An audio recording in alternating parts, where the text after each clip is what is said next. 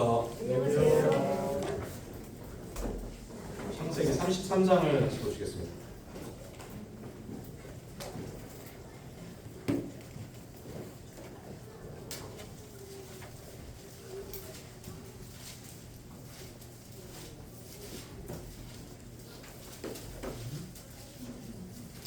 (33장) 17절부터 20절까지를 제가 한번 읽어보겠습니다. 창세기 33장 17절입니다.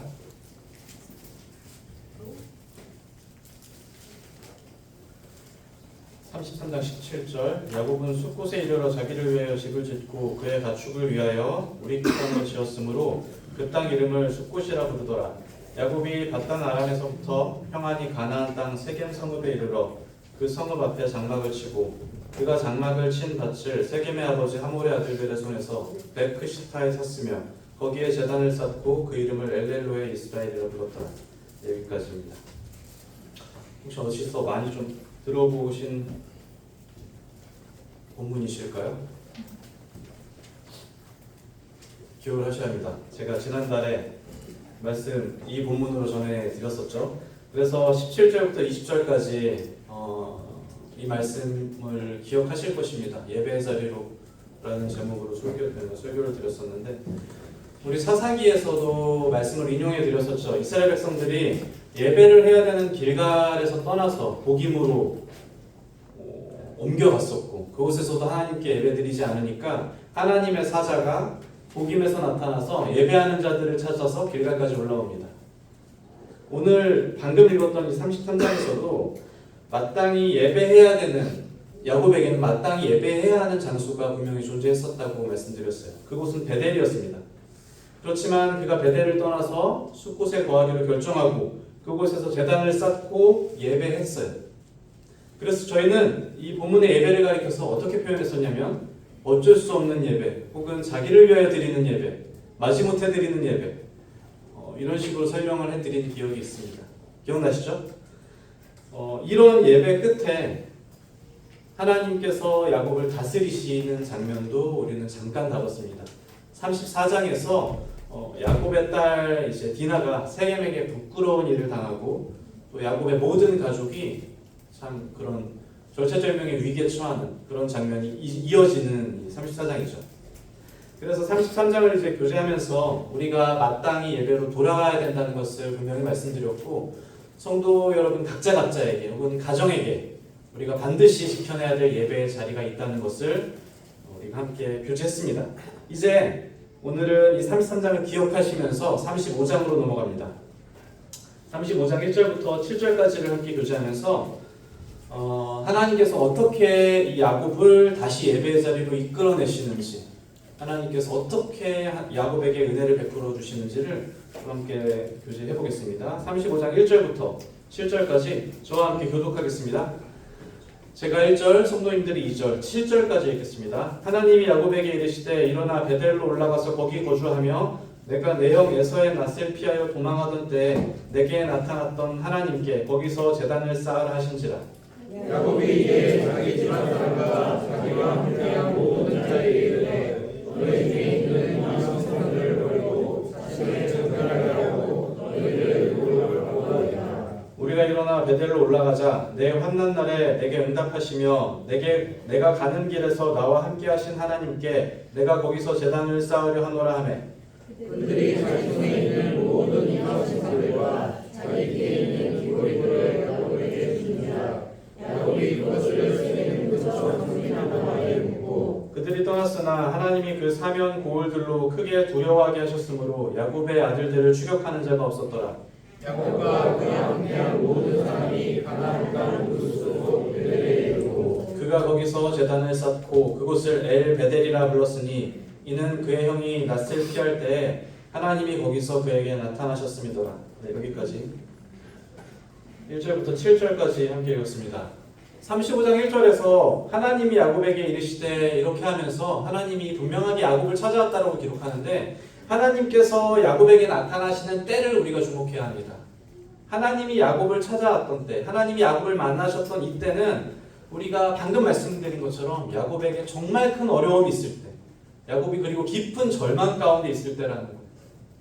잠깐 몇 줄 위로 올라가셔서 34장 30절, 2절 위네요. 보시면 야곱이 마지막 부분에서 이렇게 한탄합니다. 그러면 나와 내 집이 멸망하리라. 그러면 나와 내 집이 멸망하리라. 34장의 내용은 다 설명하지 않겠습니다. 그렇지만 어쨌든 야곱의 아들들이 이제 복수를 진행하였고, 이제 이 이방인된 야곱이 이 땅에서 공공의 적이 될 수도 있는 절체절명의 위기가 야곱의 가족에게 닥쳤고, 그래서 야곱이 하나님 앞에서 이렇게 한탄하는 거예요. 이제 나와 내 집이 멸망하겠다. 이런 상황에 하나님이 35장 1절에서 하나님이 야곱에게 이르시되 이렇게 나타났다. 젊은 날에 성도님들 기억하실 것입니다. 야곱은 하나님께 받은 약속이 있었습니다. 그가 베델이라고 그가 이름 붙였던 곳에서 그가 하나님을 경험하였고, 하나님이 야곱에게 분명히 약속을 주셨어요. 그 약속은 야곱의 자손들이 땅에 티끌같이 많아지리라는 것. 또 두 번째는 야곱의 가족들이 이 땅을 향하는 복의 근원이 된다는 거예요. 그 모든 것이 야곱과 야곱의 가족을 통해서 하나님께서 분명히 이루어 주시겠다고 하나님이 야곱에게 약속을 주셨던 그 놀라운 언약이 있었거든요. 자, 그런데 지금 야곱이 고백하는 바는 무엇이냐면 이제 나와 내 집이 멸망하겠다라는 것입니다. 우리가 예배 자리를 떠나게 될 때, 그러니까 예배하는 삶에서 멀어지게 될 때 정말 무서운 결과는 무엇이냐면, 이런 직접적인 징계보다도, 어떤 우리가 느끼는 그런 직접적인 징계보다도 사실은 정말 무서운 것은 무엇이냐면 하나님의 약속에서부터 우리가 멀어지게 된다는 거예요. 야곱은 야곱의 가족을 통해서, 또 야곱을 통해서 그가 복의 근원이 되고, 그를 통해서 만민족들이 복을 경험하고, 또 그의 자손들이 땅에 티끌같이 많아진다는 그런 놀라운 약속을 분명히 받았거든요. 그런데 이제 그에게 위기가 닥치고 예배 자리에서 떠나는 순간에 야곱은 그런 약속에 대해서 까맣게 잊어버리는 거예요. 이제 나와 내 집은 멸망했다. 하나님의 약속이 만약에 야곱 가운데 살아있었으면 야곱은 그런 고백을 할 수가 없었을 거예요.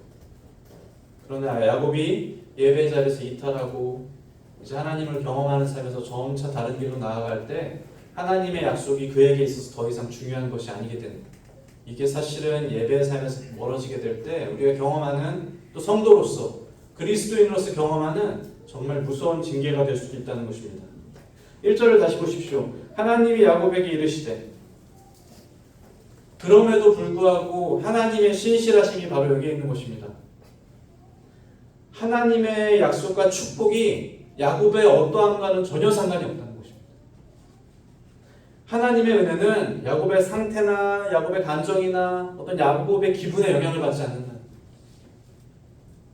야곱이 나와 내 집은 멸망하였다는 깊은 절망 가운데 있을 때라도 하나님은 야곱을 반드시 다시 찾아오셔요.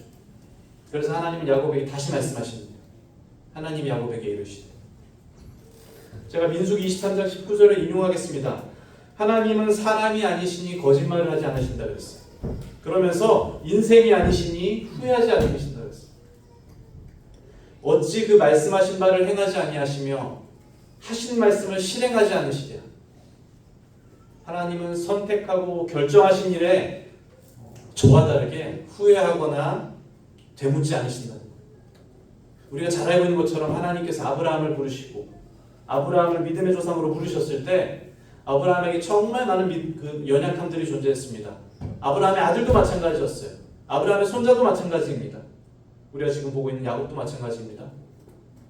그렇지만 하나님께서는 단 한 번도 자기의 부르심에 대해서 후회하지 않으시고 끊임없는 신실함으로써 이 믿음의 가족들을 지켜낸다는 거예요. 하나님의 주권적인 은혜로 말미암아. 그는 항상 신실하셨고 그는 항상 이들을 다시 찾으셨다는 것이에요. 말씀에서 말하는 바는 무엇이냐면 틀림없이 그분의 약속은 신실하다. 신실하다는 것은 사실 우리가 좀 이해하기 어려운 개념이죠. 왜냐하면 사람은 신실할 수가 없기 때문에 그래요. 사람은 결코 신실할 수 없습니다. 어떤 형제를 가리켜서, 어떤 자매를 가리켜서 신실하다라고 가끔 칭찬하는 경우가 있는데 참 어려운 표현이죠. 그죠? 사람은 신실할 수 없어요. 왜냐하면 신실하다는 것은 무엇이냐면 영원부터 영원까지 결코 변하지 않는다. 그리고 그 변하지 않는데 어떠한 조건도 영향을 미치지 않는다. 그것이 신실하다는 말의 본래 의미예요. 하나님만이 신실하신 것입니다. 하나님의 약속은 이렇게 신실하다는 거예요. 상황과 환경과 시간과 구애받지 않으시고 우리의 연약함에 전혀 구애받지 않으시고 아까 방금 인용해드렸던 민수기 23장 19절에 뒤쪽에서는 이렇게 얘기하거든요.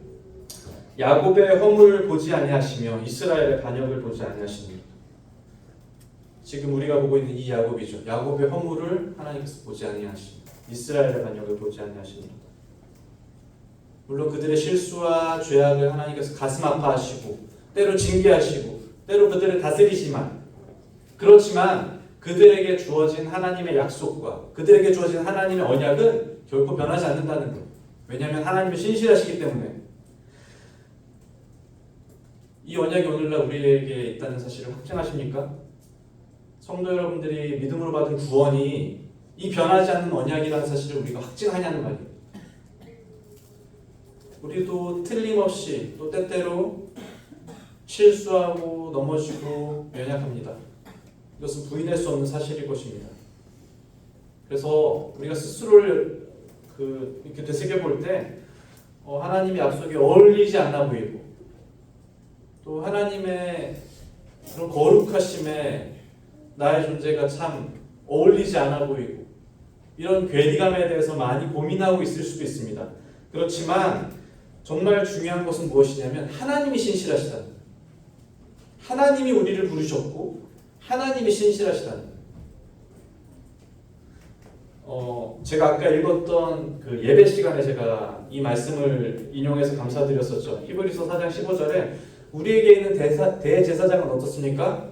우리의 긍휼하심을 동정하지 못하시리가 아니요 모든 일에 우리와 같이 시험을 맡으신 이로되 죄는 없으십니다. 그렇죠? 우리에게 있는 대제사장은 우리를 동정하지 못하시리가 아니라.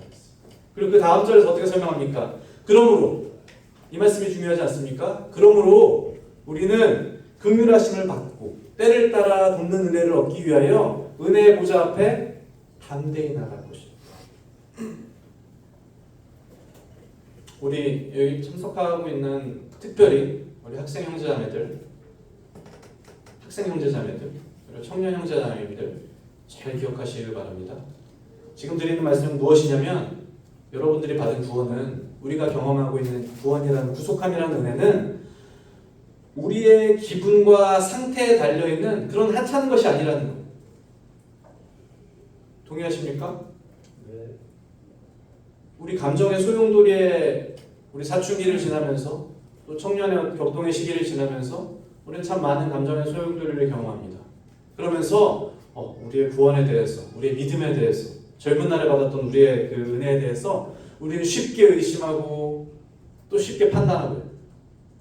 그런데 어떻게 창조주께서, 창조주의 아들이신 예수 그리스도께서 십자가에 달려 우리의 모든 죄를 대속하셨던 그 우주적인 사건이 어떻게 우리의 감정이나 기분에 달려있는 것이 될 수 있겠습니까? 이 변하지 않는 사실을 믿는 우리의 믿음이 정말로 우리의 기분이나 감정이나 우리의 영적 상태에 달려있는 그런 하찮은 것이겠습니까? 결코 그럴 수 없다. 히브리서 4장 15절, 16절의 마지막에 제가 읽어드렸잖아요. 은혜의 보좌 앞에 담대히 나아갈 것이라. 은혜의 보좌 앞에 담대히 나아갈 것이라. 언제 나가라는 거예요? 기분이 좋을 때? 내가 영적 상태가 좋을 때? 아니. 어느 때고? 지금이라도.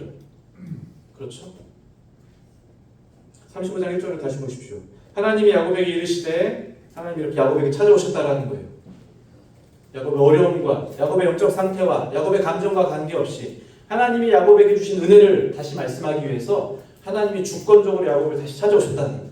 하나님이 야곱에게 이르시되 어떻게 말씀하십니까? 일어나 베델로 올라가서 거기 거주하라. 회복을 위해서 야곱에게 요구하시는 바가 명확한데요. 그게 무엇이냐면 숫곳을 떠나라는 거예요. 우리 잘 알고 있잖아요. 33장에서 어땠습니까? 야곱은 숫곳에 땅을 사고 집을 짓고 우리간을 줬어요. 많은 것을 숫곳에 투자했습니다. 그런데 하나님이 말씀하시는 바는 숫곳을 떠나서 처음 약속을 받았던 베델로 올라가라. 이것은 단순한 거주지로 옮기는 문제가 아닙니다. 이사하고 뭐 직장을 옮기는 이런 문제가 아니에요. 예배를 회복하는, 예배로 돌아가는 길은 어디서부터 출발하냐면 자기를 위한 그 모든 것들을 떠나는 데서부터 시작해요. 숫꽃이 중요하냐 베델이 중요하냐 이게 아니에요. 야곱에게 지금 필요한 것은 무엇이냐면 그가 그토록 자기를 원하고 자기의 가축을 원하고 자기의 가족을 위해도 그곳에서부터 떠나라는 것입니다. 그렇게 해야만 야곱이 비로소 예배의 자리로 다시 돌아갈 수 있다는 하나님의 권고인 거예요. 우리는 잘 알고 있습니다. 창세기에서 하나님께서 사람을 지으실 때 아담과 하와를 지으시고 남자와 여자를 창조하셨을 때 창조 목적은 하나님의 영광을 위한 것이었어요. 하나님의 영광을 위해서, 하나님을 예배하기 위해서. 그렇지만 사람이 그 목적에서 이탈하는 순간 모든 잘못된 것이 벌어집니다. 최초의 죄도 예외는 아니었어요. 아담과 하와가 선악과로 범죄했을 때도 하나님께서 사람을 만드신 그 창조의 목적에서 벗어나서 자기를 위하기 시작할 때 그 모든 문제가 발생한다는 거예요. 나를 사랑하고, 그렇죠? 나를 사랑하는 게 문제가 되는 게 아니에요. 그런데 하나님보다 나를 더 사랑할 때, 하나님보다 나를 더 염려할 때, 하나님보다 내 가족을 더 걱정할 때, 하나님의 영광이 아닌 나의 영광을 걱정할 때, 내 소유와 내 집과 내가 사랑하는 것들을 예배하기 시작할 때 그때 우리는 하나님을 예배하지 못한다. 그래서 믿음의 조상 아브라함에게 모리아산에서 하나님께서 주셨던 시험이 왜 그가 가장 사랑하는 아들을 바치는 거였는지를 우리가 이제 비로소 이해해야 된다는 거예요. 하나님보다 사랑하는 것들에 대해서 우리가 얼마나 걱정하고 염려하고 있는지에 대해서. 절망 가운데 있는 야곱을 하나님께서 다시 부르실 때 나와 내 집은 멸망했다. 믿음에서 완전히 이탈해버린 이 야곱을 다시 부르실 때 하나님이 그래서 말씀하시는 거예요. 이제 숫곳을 떠나라는 것입니다. 너를 위하고 너의 가족을 위하던 그곳에서 이제 떠나라는 거예요. 이것은 참 고통스러운 일일 것입니다. 그렇죠. 그렇지 않아요. 우리가 야곱에게 감정이 있게 생각해보면 이것은 참 고통스러운 일일 것입니다. 그리고 참 포기하기 힘든 일일 것입니다. 누구라도 그렇지 않겠습니까? 예외는 없을 뿐. 그동안 내가 사랑했던 것들, 내가 투자했던 것들, 내가 노력했던 것들에 대해서 그가 포기하고 하나님이 말씀하신 곳으로 떠나는 것은 정말 고통스럽고 힘든 일일 것입니다. 누구라도 그럴 거예요. 그렇지만 그때야 예배할 수 있다라는 하나님의 부르심이 야곱에게 있잖아요. 그죠? 저는 이 부르심이 만약에 저와 성도 여러분들에게도 동일하게 주어진다면 그것을 우리가 결연하게 떠나는 그 결단이 저와 성도 여러분들에게 동일하게 있기를 원합니다. 35장 1절에 이제 하반절에 보시면 일어나 베델로 올라가서 거기 거주하며 내가 내 형 에서의 낯을 피하여 도망하던 때 내게 나타났던 하나님께 거기서 제단을 쌓아라 하신지라. 자, 말씀드렸죠. 숫곳에서 떠나서 베델로 가서 거기 거주해라. 그런데 이렇게 말씀하십니다. 내 형 에서의 낯을 피하여 도망하던 때 내게 나타났던 하나님께 거기서 제단을 쌓아라. 제단을 쌓으라는 말, 다시 말하면 예배하라는 말이죠. 제단을 쌓아, 예배해라. 우리 이미 읽었습니다. 야곱은 33장에서 이미 엘렐로의 이스라엘이라고 불리는 제단을 쌓았어요. 그죠? 쌓았단 말이에요. 이 제단을 쌓았어요. 이미 예배했습니다. 그렇지만 본문에서 하나님은 베델에서 다시 제단을 쌓으라는 거예요. 왜 그렇습니까? 야곱이 이전에 엘렐로의 이스라엘이라고 드렸던 예배보다 더 가치 있고 더 하나님을 위하는 더 하나님 마음에 합한 예배를 이제 드리라는 거예요. 어쩔 수 없던 예배를 버리고 나를 위하던 예배에서 떠나서 온전히 하나님만을 위하는 예배로 다시 드리라는 거예요. 내가 좋아하는 예배, 나의 편의를 위한 예배 이런 걸 떠나라니 하나님만을 위한 예배.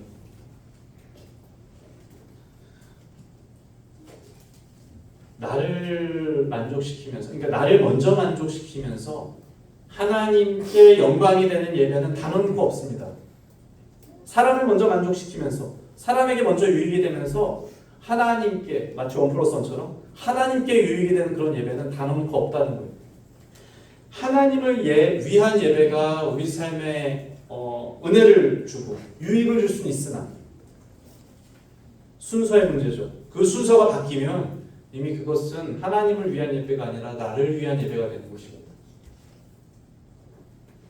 이전에 33장에서 야곱이 드렸던 예배는 어쩌면 순서가 바뀐 자신을 위한 예배였을 수도 있습니다. 그렇지만 하나님은 다시 그를 예배자를 부르는 거예요. 이제 온전히 하나님을 위한 예배로 나아오라는 것입니다. 지금 우리는 함께 35장 1절을 읽었습니다. 1장에서 하나님께서 야곱에게 주시는 말씀은 33장에서 우리가 익히 봤던 야곱의 모습과 완전히 대조되는 지점이 있어요. 33장에서 야곱의 삶을 우리가 충분히 알고 있잖아요.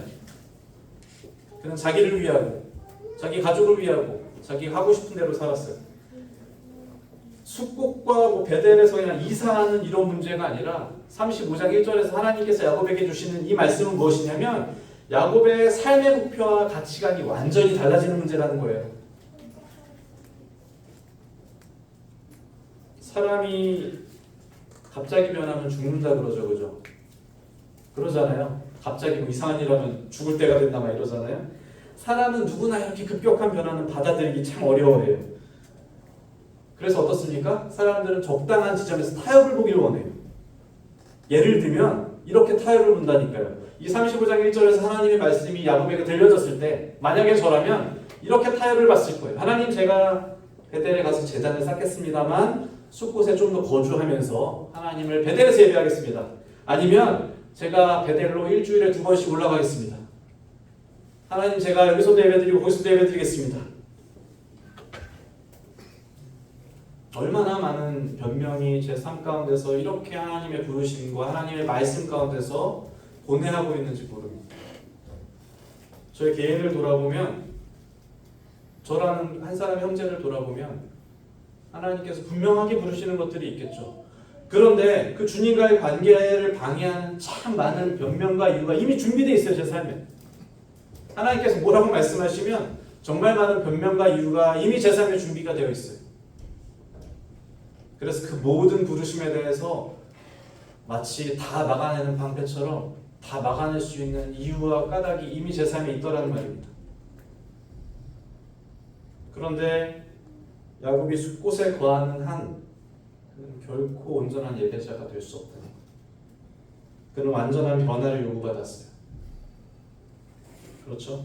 그래서 이 말씀이 35장 1절의 이 부르심이 저라는 한 사람에게도 참 엄중한 그런 부르심으로 받아들여지는 그런 말씀입니다. 35장 2절을 보시겠습니다.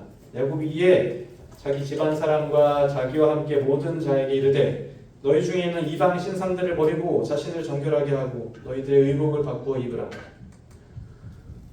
야곱은 그의 이름 뜻을 아실 것입니다. 그가 형의 발꿈치를 붙잡고 나왔을 때부터 그는 야곱이었어요. 그는 속이는 자라고 이름을 지음받았습니다.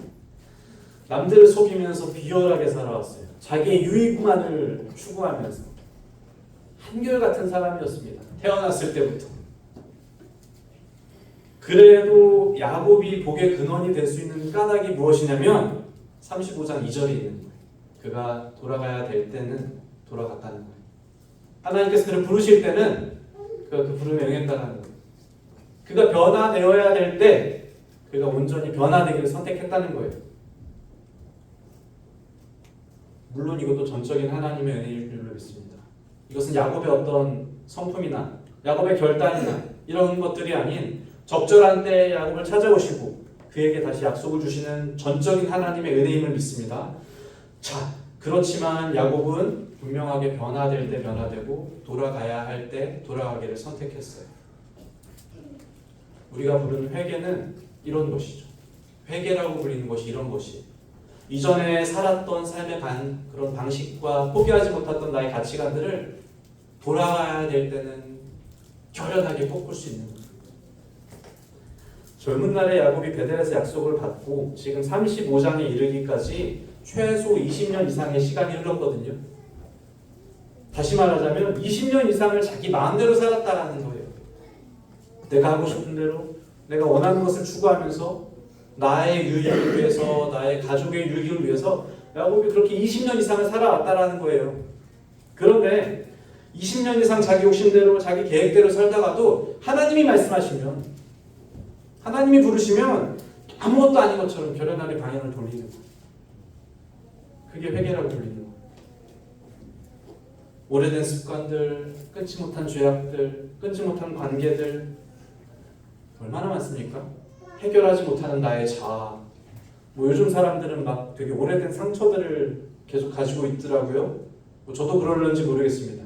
해결하지 못하는 그런 오래된 상처들, 몇십 년 된 그런 나의 과거의 목소리들, 상관없어요. 하나님이 말씀하시면 그 모든 것들을 20년, 30년이 지나더라도 기꺼이 던져버리고 돌아서는 거예요. 그래야만, 그러기로 결단해야만 하나님께서 야곱에게 주시는 축복이 기다리고 있는 거예요. 야곱이 지금 보여주는 결단은 그런 것입니다. 성도도 동일할 거라 저는 믿습니다. 때때로 우리가 죄에 빠지고, 그렇죠, 우리가 하고 싶은 대로 살고 또 욕심에 매몰되기도 합니다. 우리가 욕심을 가지고 있는 한 이것은 끊임없이 반복되는, 우리를 괴롭히는 문제일 것입니다. 인간은 연약한 존재이기 때문에 틀림없이 그 싸움을 주님 오실 때까지 계속 해나가야 되는 것이겠죠. 그렇지만 우리가 할 수 있는 최선의 선택은 무엇이냐면, 돌아가야 할 때는 지체 없이 돌아가라는 거예요. 포기해야 할 때는 지체 없이 포기해야 된다는 것입니다. 우리가 잘 알고 있는 다윗 왕의 예를 들겠습니다. 다윗 왕 역시 얼마나 연약하고 참 많은 죄 가운데 살았죠. 그렇지만 하나님께서 다윗을 자신의 마음에 합한 자라고 불렀어요. 그 이유를 아실 거예요. 왜냐하면 다윗은 돌아가야 될 때마다 돌아가기를 선택했어요.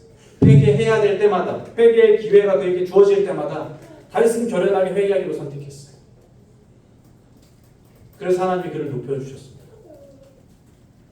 우리가 연약할 때, 성도님들과 제가 그럴 때마다 우리에게도 틀림없이 돌아가기를 선택하는 그 지혜가 저와 성도님들에게 있기를 원합니다.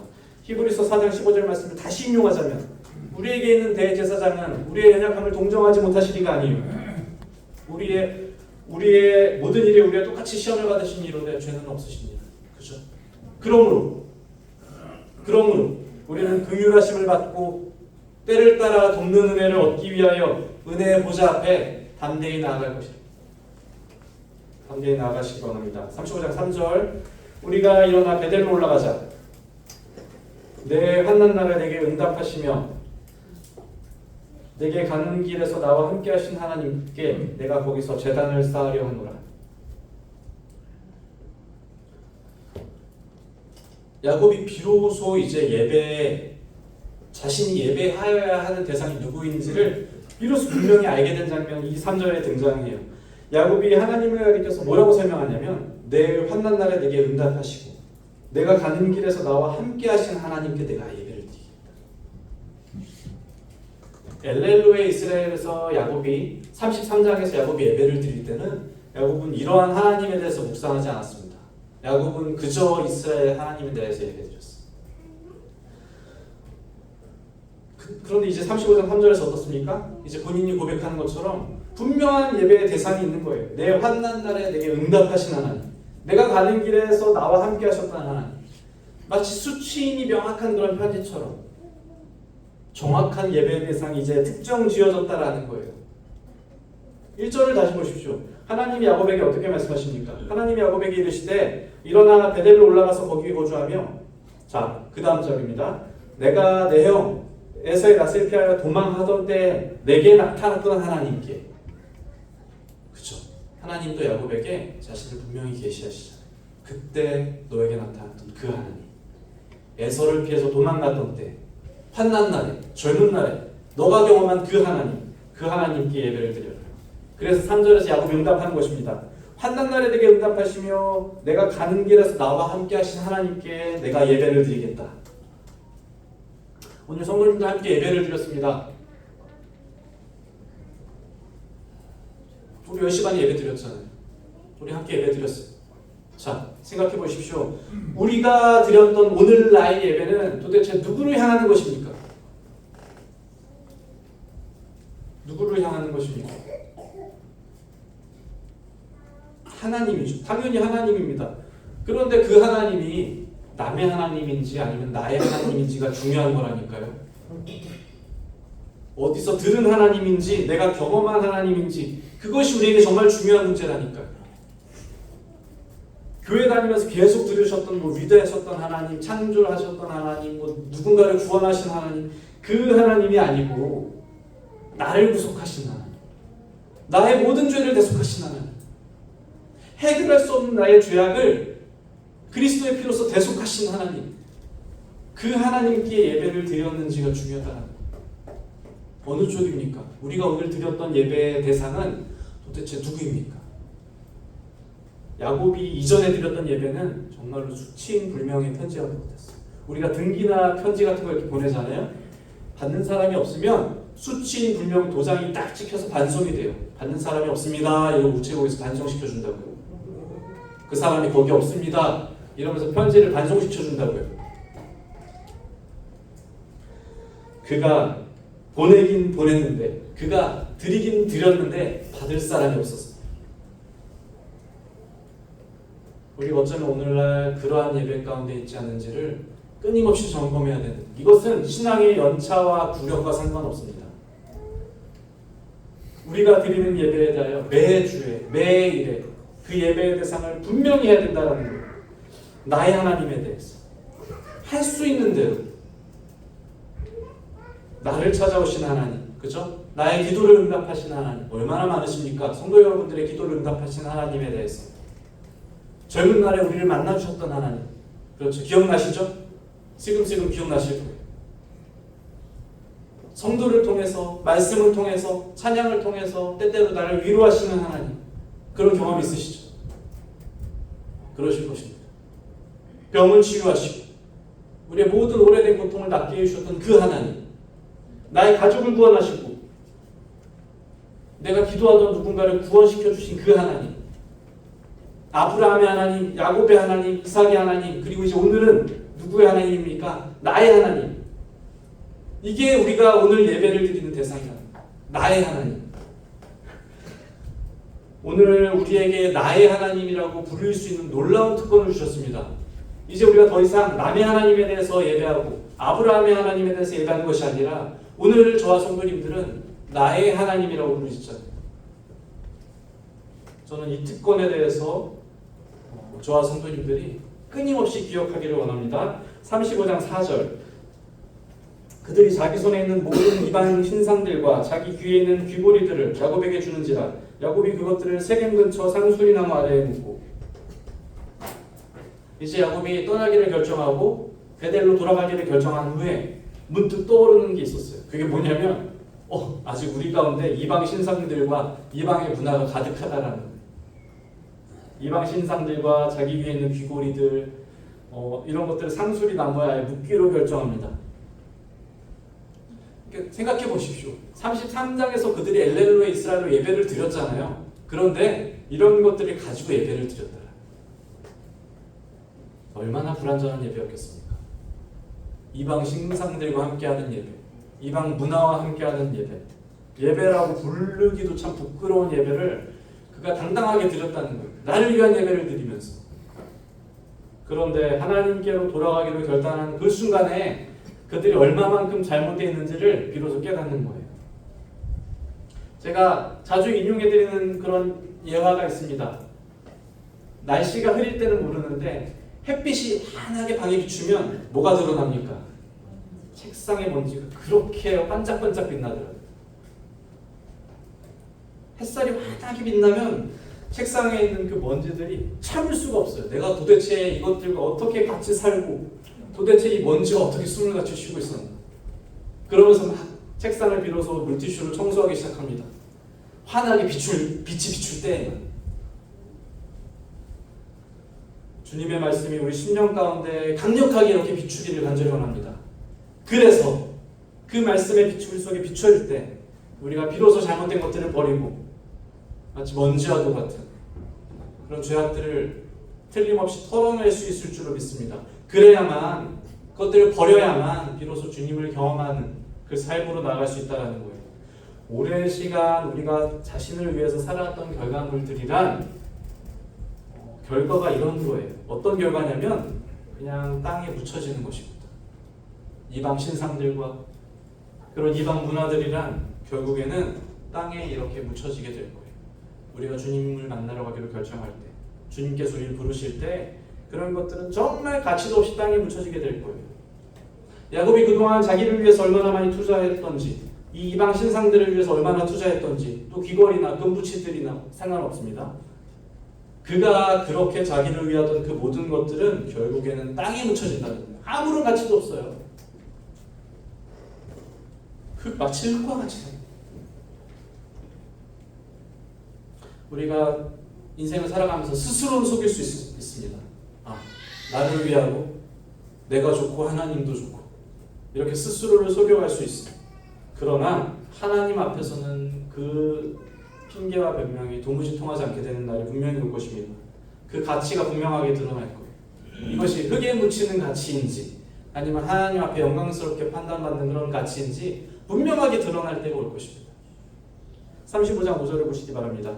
그들이 떠났으나 하나님이 그 사면 보울들로 크게 두려워하게 하셨으므로 야곱의 아들들을 추격하는 자가 없었다. 그들이 이제 숲곳에서 베델로 떠나기를 결정했는데 하나님이 그 사면 보울들로 크게 두려워하게 하셨대. 그래서 아무도 그들을 추격하는 자가 없었다라는 거예요. 우리 잠깐 33장을 이렇게 돌아보십시오. 33장 18절에 보시면 33장 18절입니다. 야곱이 바단 아람에서부터 평안히 가나안 땅 세겜 성읍에 이르러 그 성읍 앞에 장막을 치고, 야곱이 예전에 세겜 성읍으로 올 때도 평안이 왔다 그랬거든요. 근데 제가 지난번에 뭐라고 말씀드렸습니까? 이 평안은 어떤 평안입니까? 18절에 이 평안은 가짜 평안이라니까요. 무슨 평안이 34장 1절에서 가족에게 화가 나는 평안이 어디 있습니까? 33장 18절에 그가 평안이 왔다라고 착각하는 거예요. 자기를 위하면서, 자기 욕심을 위하면서, 자기의 가족을 위하면서. 그렇지만 세상이 주는 평안은, 자기가 만드는 평안은 채 1, 2절이 가지도 않은 그 사이에 변절되어 버리는 그런 평안이에요. 우리의 의지로 나의 욕심으로 쌓는 모든 것들이 그럴 것입니다. 그렇지만 35장 5절에서 이 평안은 다른 거예요. 이 평안은 하나님이 주시는 평안이기 때문에 그렇습니다. 그들이 떠났으나 하나님이 그러잖아요. 하나님이 주시는 평안이라는 거예요. 요한복음 14장 27절에 잘 아시는 말씀이지만 킹제임스 번역으로 이렇게 기록합니다. 내가 너희에게 평안을 남기노니 곧 나의 평안을 너희에게 주노라. 잘 아시는 말씀일 거예요. 세상이 주는 것과 달리 내가 너희에게 주노니. 차이를 아시겠죠? 세상이 주는 것과 달리 내가 너희에게 주노니. 너희들 마음에 근심하지도 말고 두려워하지 말고. 그리스도께서 분명하게 말씀하시기를 내가 너희에게 평안을 남긴다 그랬어요. 내가 준다. 내가 주는 것이 평안이다라는 거예요. 본문에는 이 평안의 주체가 분명하게 등장합니다. 35장 5절에는 이 평안의 주체가 하나님이 주시는 평안이라고 등장하는 거예요. 그래서 세겜에서의 평안은 거짓 평안이지만 베델로 향하는 길의 평안은 진정한 평안입니다. 왜냐하면 이것은 하나님이 주시는 평안이기 때문에. 오늘 우리는 누구나 평안을 원할 것입니다. 저도 그렇습니다. 저도 저의 평안을 기도하고 가족의 평안을 위해서 기도합니다. 교회의 평안을 위해서도 기도하고 또 성도님들도 각자 마찬가지실 거예요. 누구나 다 평안을 원하실 거예요. 그렇다면 이 평안의 주체가 무엇인지 분명하게 이 말씀을 통해서 우리가 다시 한번 반추해 보기를 바랍니다. 평안의 주체는 틀림없이 하나님이어야만 합니다. 그 외의 모든 평안들은 일시적이고 유한하고 거짓된 평안이라는 거예요. 야곱이 6절 7절 보십시오. 이제 평안하게 베델에 도착합니다. 야곱과 그와 함께한 모든 사람이 가나안 땅 루스 곧 베델에 이르고 그가 거기서 제단을 쌓고 그곳을 엘 베델이라 불렀으니 이는 그의 형이 낯을 피할 때 하나님이 거기서 그에게 나타나셨습니다. 이제 하나님께서 야곱에게 말씀하신 대로 야곱이 충실하게 이행을 합니다. 하나님의 그런 한없는 은혜와 자비 가운데서 야곱이 비로소 본래의 자리로 이제 도착했다라는 거예요. 예배의 자리로. 예배자로서. 하나님만을 위한 예배자로서. 이제 그가 이 예배의 자리로 온전하게 돌아온 결과가 무엇입니까? 결과를 보시기 바랍니다. 이제 말씀을 줄이겠습니다. 9절 10절. 야곱이 밧단 아람에서 돌아오매 하나님이 다시 야곱에게 나타나사 그에게 복을 주시고 하나님이 그에게 이르시되 내 이름이 야곱이지만은 내 이름을 다시는 야곱이라 부르지 않겠고 이스라엘이 내 이름이 되리라 하시고 그가 그의 이름을 이스라엘이라 부르시고. 야곱이 예배의 자리로 돌아올 수 있는 까닭은 하나님의 신실하심이라고 말씀드렸죠. 이제 야곱이 예배의 자리로 돌아온 그 결과는 온전히 야곱에게 귀속됩니다. 하나님이 그를 다시 이스라엘이라고 부르시고 그에게 복을 주기를 원하셨다. 복을 주기를 이미 시작하셨다라는 거예요. 근데 우리 기억을 잘 이렇게 되새겨보면 야곱은 이미 이스라엘이라는 이름을 한번 받은 적이 있었어요. 그렇죠? 언제 받았습니까? 32장에 맞습니다. 야복강가에서 하나님의 사자와 씨름하게 될 때 그 씨름 끝에 하나님께서 그에게 너의 이름을 이제는 야곱이라고 안 하고 이스라엘이라고 하겠다 이렇게 말씀하셨어요. 왜냐하면 이 이스라엘이라는 단어의 뜻은 사라라는 단어와 우리 사라자매가 있지만 사라라는 단어와 엘이라는 단어가 합쳐집니다. 사라 엘이에요 사실은. 근데 엘은 하나님이잖아요. 사라라는 단어의 뜻은 다투다, 싸우다 이런 뜻이 있습니다. 원어적으로. 그래서 이스라엘이라고 그를 처음에 부르실 때는 하나님과 겨루었다, 하나님과 다투었다. 그래서 그를 이스라엘이라고 부르셨잖아요. 기억나실 거예요. 그런데 다시 왜 굳이 35장에서 그가 예배의 자리로 돌아왔을 때 하나님이 왜 다시 그를 굳이 이스라엘이라고 또 부르시냐는 거예요. 왜냐하면 히브리어의 독특하고도 특이한 점이 여기에 있는데 이 다투다라는 뜻이잖아요. 근데 그 다툼 끝에 누가 한쪽이 이기겠죠, 그죠? 맞습니까?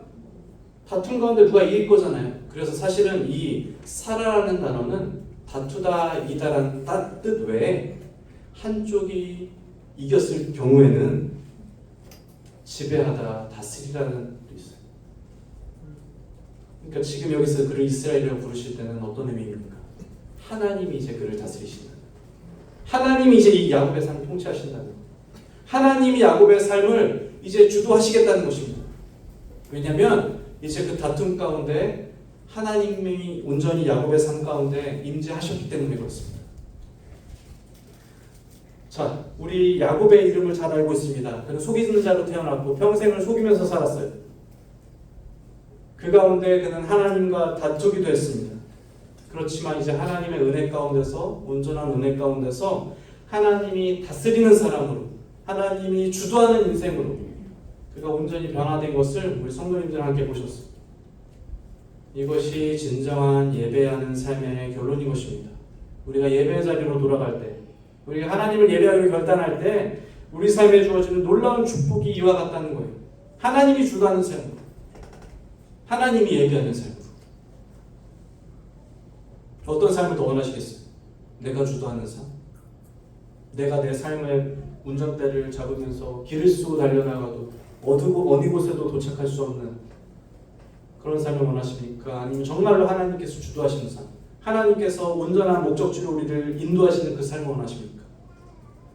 하나님께서 주도하시는 삶, 하나님이 다스리시는 삶. 우리 저마다의 돌아가야 될 예배의 자리가 있는 줄로 믿습니다. 제가 분명히 말씀드렸어요. 개인에게도 또 가정에게도 우리는 저마다 돌아가야 될 예배의 자리가 있는 줄로 믿습니다. 개인의 예배를 회복하시고 가정의 예배를 회복하시기 바랍니다. 그렇죠? 하나님께서 그것을 기뻐하시고 우리가 그렇게 예배의 자리로 돌아가기로 결정할 때 참 많은 것들이 우리의 삶에서 우리를 괴롭히게 될 거예요. 야곱이 포기했던 것처럼 또 야곱이 희생했던 것처럼 참 많은 어려움들이 그 예배의 자리로 가는 길에서 틀림없이 우리를 방해하려고 나설 겁니다. 그렇지만 그 모든 일에서 우리가 결연히 결단하고 선택할 때 하나님이 야곱에게 주셨던 이 복을 이것보다 더 놀라운 복을 저와 성도 여러분들에게 주실 줄로 믿습니다. 기도하겠습니다.